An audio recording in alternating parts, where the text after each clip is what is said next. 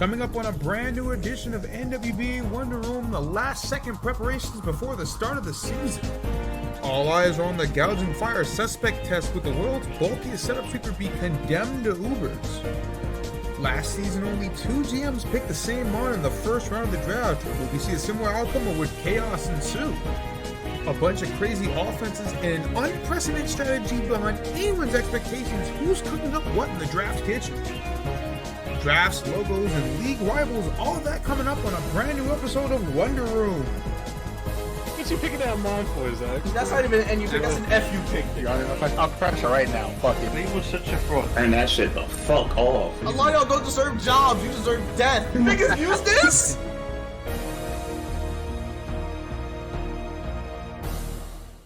Wonder Room is brought to you in part by Booze Mobile and by Kurtz's Chicken. And now for your host, King Vasser.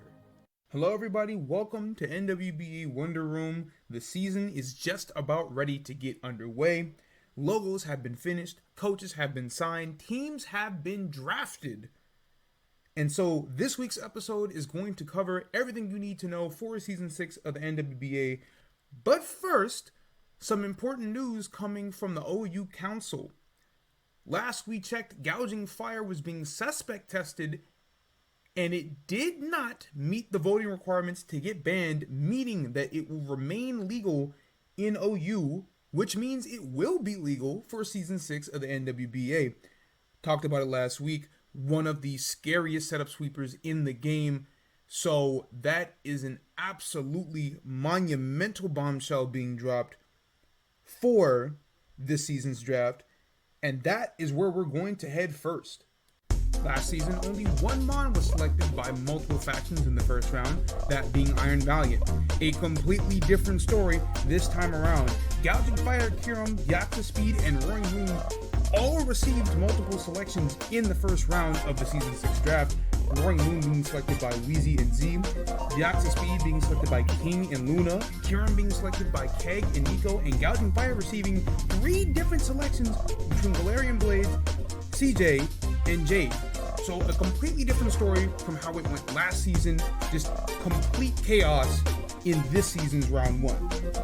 But after all the dust had settled, here's how round 1 ended up going. CJ ends up winning Gouging Fire at the end of it, with Jade opting for Iron Valiant and Blades opting for Volcarona. Keg losing out on Kiram to Nico, instead opting for Rillaboom. King ended up getting Yaxa Speed, Luna opted for Superior, and Wheezy ended up getting Roaring Moon, Z pivoting to Heatran.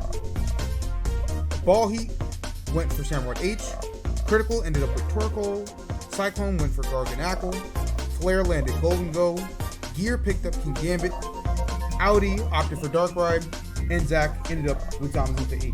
So overall, pretty strong round 1, can't really complain. All these mons are definitely worthy of picking in the first round of the draft.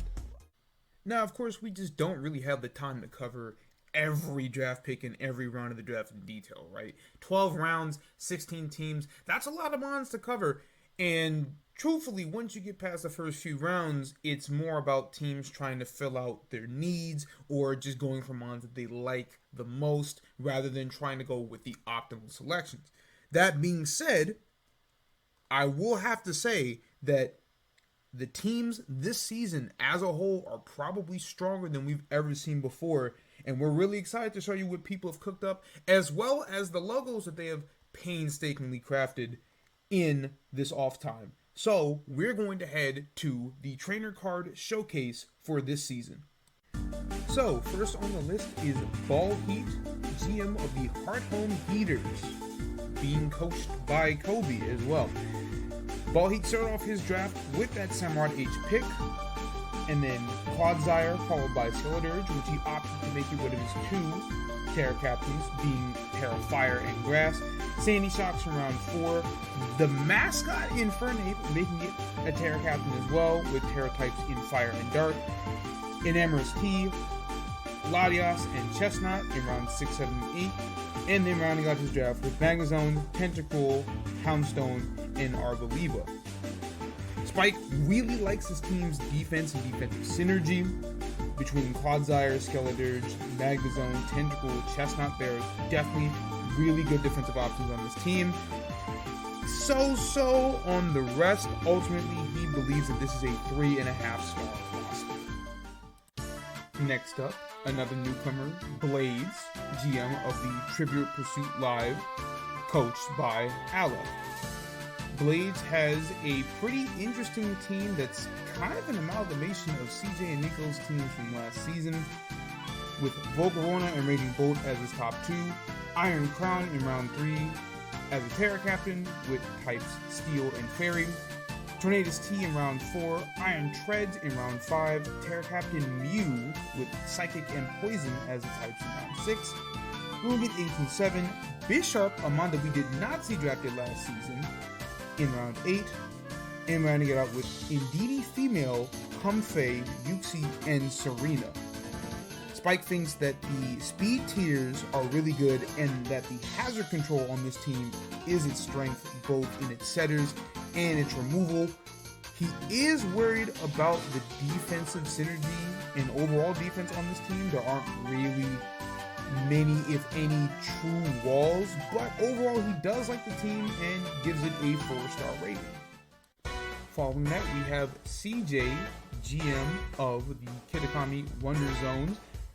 Bit of an odd team this time around, not in the same sense as his team last season, but definitely a weird one.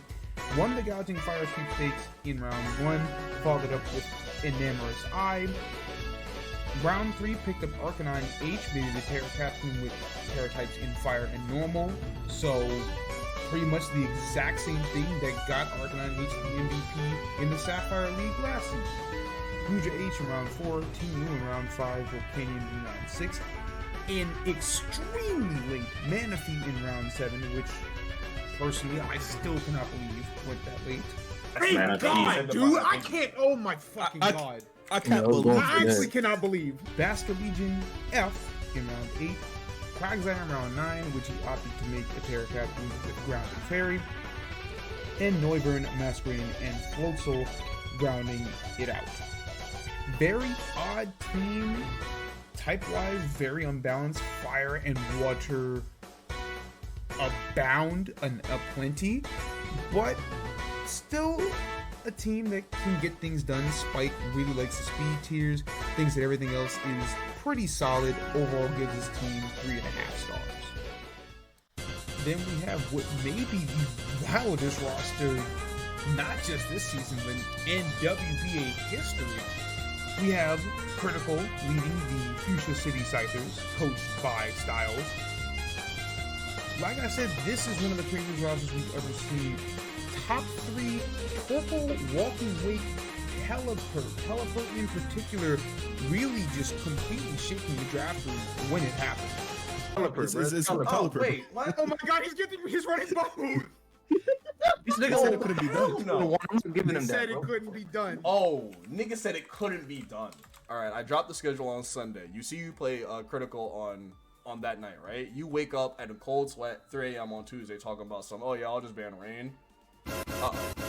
Followed by Mandibuzz in round 4, Mamoswine in round 5, a Styles Classic in Gyarados in round 6, as a Terra Captain with Terra types Water and Ground, followed by Screamtail in round 7, also a Terra Captain in Fairy and Steel, Tyranitar in round 8, Scyther the mascot in round 9 with Terra types Flying and Normal. Seems a bit odd at first, but then you think about Terra Normal Quick Attack and it makes sense. Blastoise in round 10, Amoonguss in 11, and Wo-Chien as a Terra Captain with Terra types Grass and Poison in round 12. So yes, this is double weather in both sun and rain, and technically sand in Tyranitar, but I doubt that'll see any actual action. But we've never seen a team attempt to do both weathers at the same time, so this is going to be a really fascinating team to watch. Following that team, we have another newcomer in Cyclone, GM of the Mosky Minear, coached by Will. very interesting draft. Started off with Garganacl, which they opted to make a Terra Captain in Rock and Fairy. Bit of an odd decision. We talked before about how making an OU pick as a Terra Captain might be a bit of a waste of Terra points, but Cyclone not afraid and opts to put it on guard. Followed up by Hatterene, a very early Cyclizard in round 3, which had a lot of people scratching their heads, but followed it up with some big hitters in Iron Hands, Quavel, and Toxtricity in rounds 4 through 6, as well as the premier screen setter in Grimmsnarl in round 7. A pretty good late selection in Overpine Standard in round 8, as well as Drakion in round 9, the mascot Manior in round 10, Jolteon in round 11 with Terra types in Electric and Ice as a captain, and everyone's favorite round 12 selection in Charizard in the final round. Ultimately, Spike really likes his team's speed and especially their offensive synergy. Thinks this is a really good offensive team, especially on the physical side, but their defensive synergy and lack of overall defense might hold them back, ultimately giving them a 3.5 star rating. And then we have Flair, GM of the Slitherwing Sicily, coached by Logan, another NWBA veteran. This is one of the more interesting teams in the league. Started off with round 1 Golden Go, followed by Masquerada in round 2, and then picked up Rabombi in round 3, and that is where everyone realized what this team is actually trying to accomplish. Uh-oh, Gold Rabombi! I know what this is about. I know what this is hitting for. Oh, man. Hydreigon, a personal favorite in round 4, followed by Hawlucha in round 5, Cresselia in round 6, with Terra types in Psychic and Fairy as a captain, Amarouge in round 7, Zord H as a Terra captain in round 8 with Ghost and Dark, Galvantula in round 9, Milotic in round 10, Pincurchin and Granbull rounding it out in rounds 11 and 12. This is a very interesting roster. Spike really likes the speed tiers on this team, especially considering there are multiple web setters, plus you add in Electric Terrain and Zord H shenanigans, and this is a very tricky team, but ultimately a lot of the magic tricks that this team is going to have to pull off is going to really carry it. Spike doesn't really like the team much outside of speed. Overall gives it a 2.5 star rating, the weakest of any team. As we mentioned last week, coming back after not being seen since Season 2, it's Gear, GM of the Dreamyard Dreepy, has one of, if not the strongest drafts in the entire league this season. King Gambit round 1, Dragapult in round 2, which is kind of crazy value considering it's Dragapult, opted to make a Terra Captain in Dragon and Fairy. Again, OU Terra Captain is a bit of an odd choice, but this makes it almost a guaranteed ban whenever possible. Toxapex in round 3, Cinderace in round 4, Overpond Cornerstone, Zapdos the Sinistcha in rounds 5 through 7, Araquanid in round 8, Crocodile Sylveon in round 9-10, Glastrier is a Terra Captain with Icy Ground in round 11, and Vikavolt in round 12. Spike really likes this team, thinks it might be the best team in the league on paper. Speed tiers are great, in addition to having webs. Hazard control is good, especially with Court Chain on Cinderace. Offensive and defensive synergy, both beautiful. And I have to agree, I think this might potentially be the strongest team on paper in the league, and Spike gives it a 4.5 star rating, the highest in the league.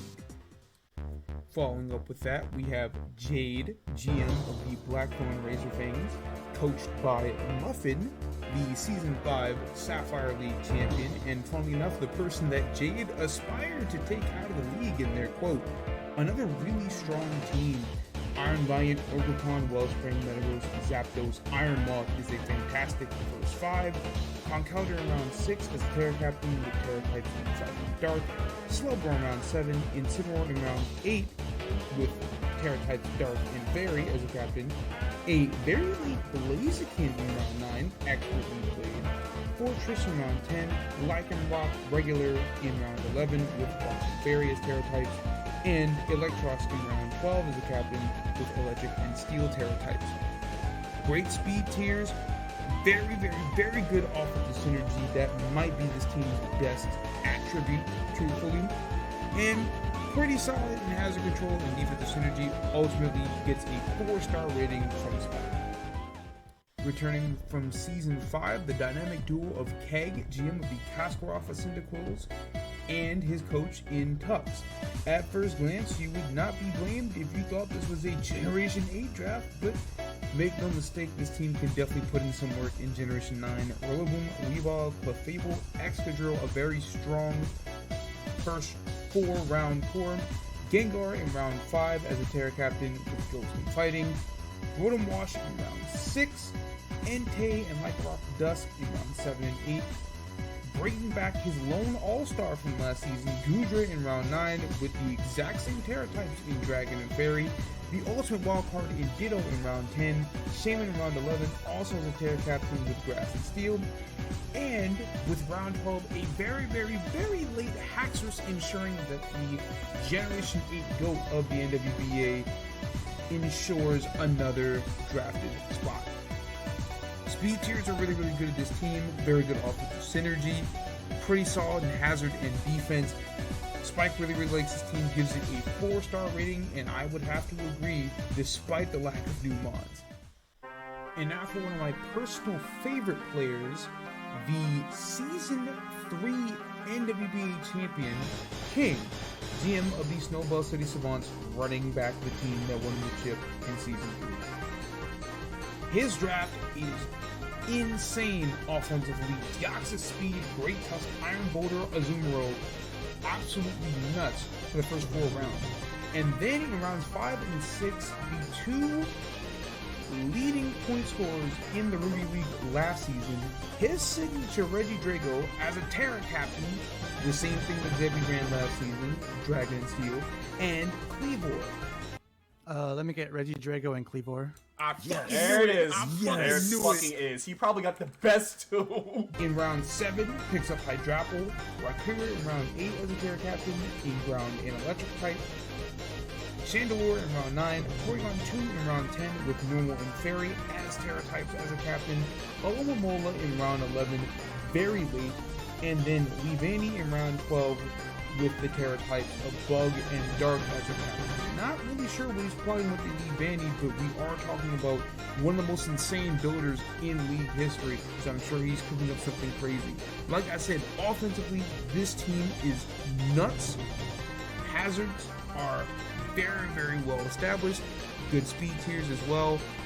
The typing is the only thing that might hold this team back because they have a lot of repeating types, but ultimately, Spike gives it a 4-star.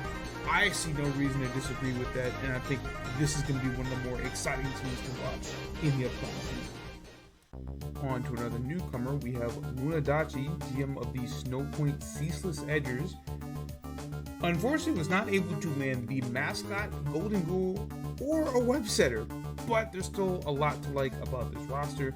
Superior Dondozo in the first 2 rounds, Lamora, a very late Greninja considering it went round 1 last time in round 4. Salamence as a Terra Captain in round 5 with Terra types of Flying and Steel. Azul from round 6, Donphan, Slowbro G, and Heracross in round 7 through 9. Snorlax as a Terra Captain in round 10 with Normal and Fighting. Miss Magus as a Terra Captain in round 11 with Ghost and Fairy. And Umbreon as a Terra Captain in round 12 with Dark and Poison. Very, very, very good hazard control here. Obviously, Glamora, the perfect hazard setter and a good spinner, but, you know, many options elsewhere on the team. Pretty good offensive synergy and speed tiers. Defensive synergy is solid as well. Gets a 4-star rating from Spike.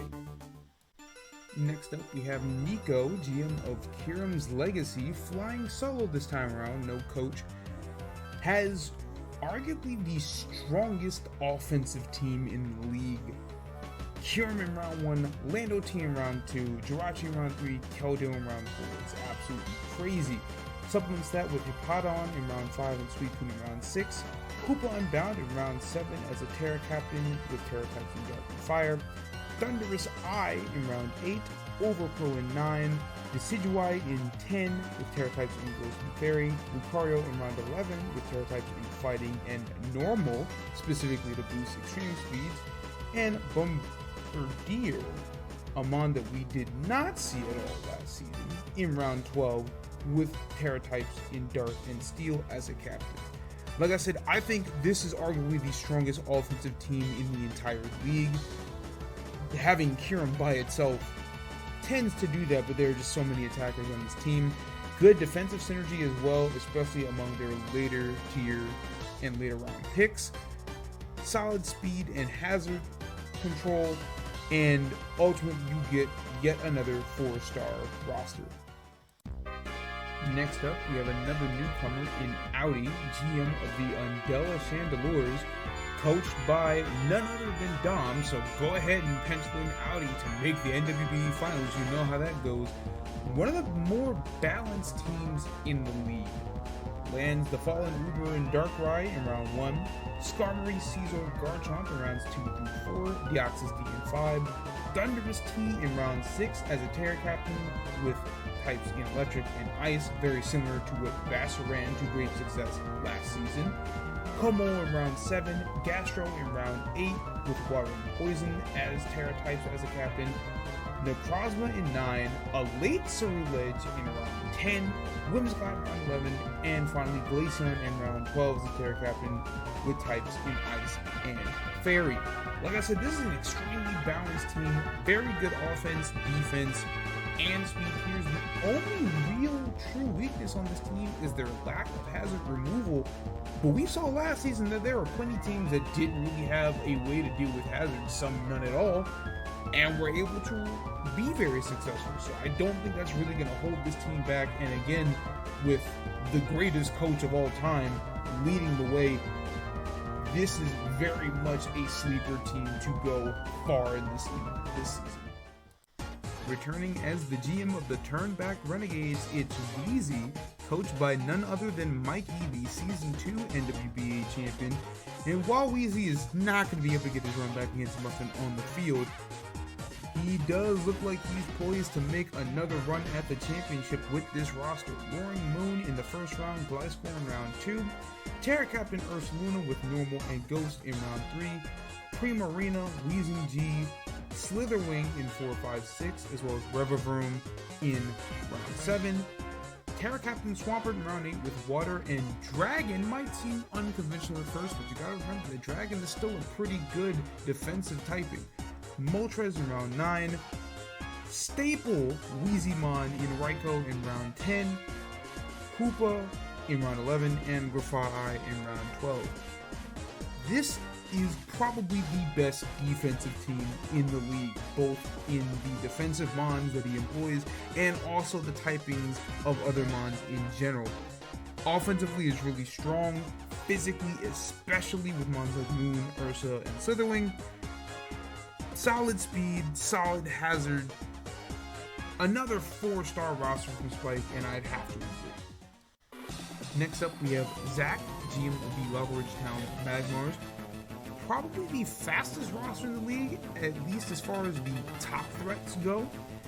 Zamazenta H in round 1, Cloaking G in round 2, Barrascuda in round 3 seems a little odd, but gets great value in round 4 with Latios, makes it a Terra Captain with Dragon and Steel, Lokix in round 5, and then the surprise Politoed in round 6 to help pair with Scuda and run a little pseudo rain team. Gardevoir in 7, Paparaja in 8, Mimikyu in 9, Terra Captain Kilowattrel in round 10 with Electric and Water as the types to help boost those weather balls in the rain, Toadspool in 11, and then Electrode H in round 12. Between Electrode, Zamazenta, Barrascuda, Kilowattrel, and Latios, this team is absurdly fast. And because of the pseudo rain, as well as some of the other hitters on the team, pretty damn strong offensively as well. Overall, it's going to have to play some really hyper offense because there's not a lot of defense on this team, but still worthy of a 4-star rating according to Spike. And then lastly, but not leastly, we have Z, GM of the Corway Workers, coached by Chris. Very odd roster, featuring Dragonite, Alolan Ninetales, Corviknight as the top 4. Takes Poltegeist in round 5, a mon that we haven't seen drafted since season 2 due to the damage it caused in season 1. And Pokémon in round 6, and BD Mail in round 7, where this team's true intentions really started to unfold. Nigga might be using it for himself. I'm looking at I need to hit some shit, baby. We gonna hit him a lot. I'm noticing. I'm noticing. I'm noticing. Chinchino as a Terra Captain in round 8 with Moon and Grass and Bullet Seeds. Mienshao in round 9. Bleezing in round 10 as a Terra Captain with Poison and Electric. Protera in round 11 as a Terra Captain with Ground and Water.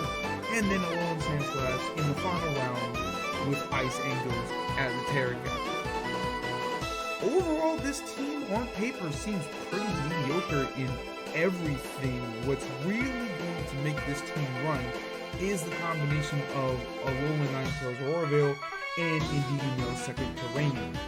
This is going to be a hyper offense team. There are multiple Shell Smashers. You have a setup mom to tidy up with Cintino. It's going to be very interesting to see how much mileage Reed and Chris can get out of this roster.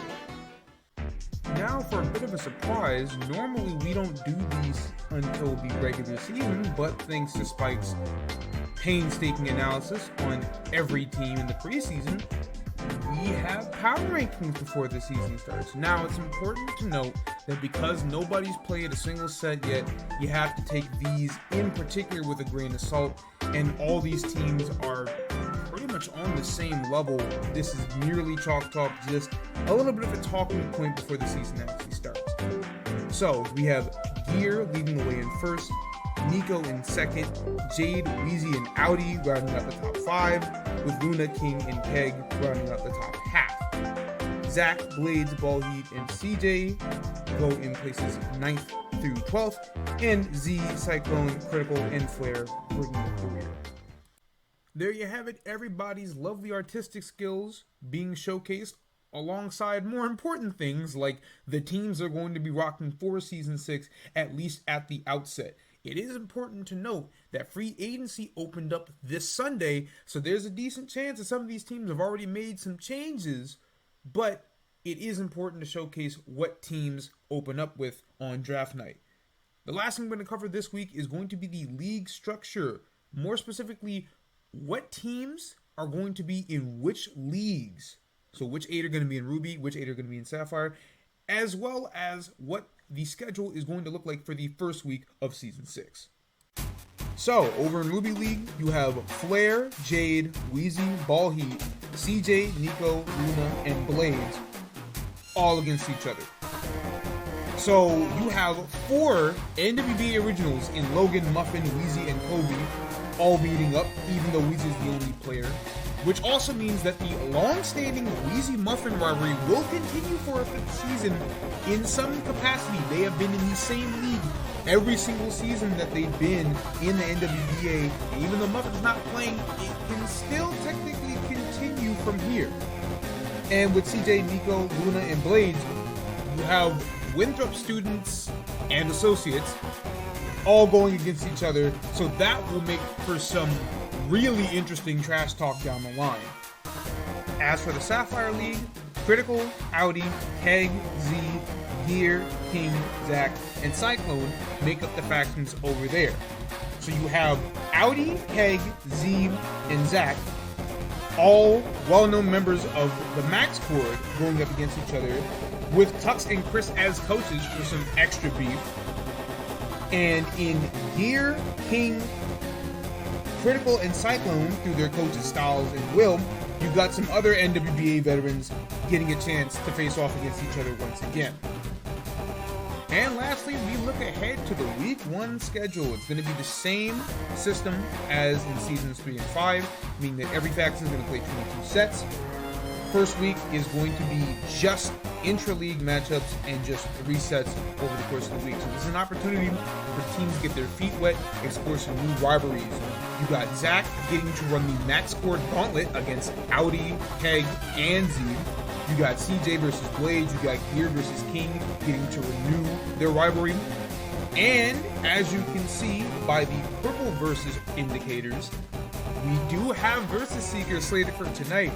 Jade will take on Luna, Z will take on Gear, and perhaps the most interesting set in place for Week 1, CJ versus Nico. They were not in the same league last season, so it's going to be really interesting to see how those two match up against each other, knowing they're going to have to play twice this season. That's going to wrap it up for this week's episode. We hope that you are all just as excited for the new season as we are. I've been your host, King Vasser. Thank you all for watching, and if you are watching this live on Twitch, stick around. The season will begin on Versus Seeker over at Dom's channel coming up soon.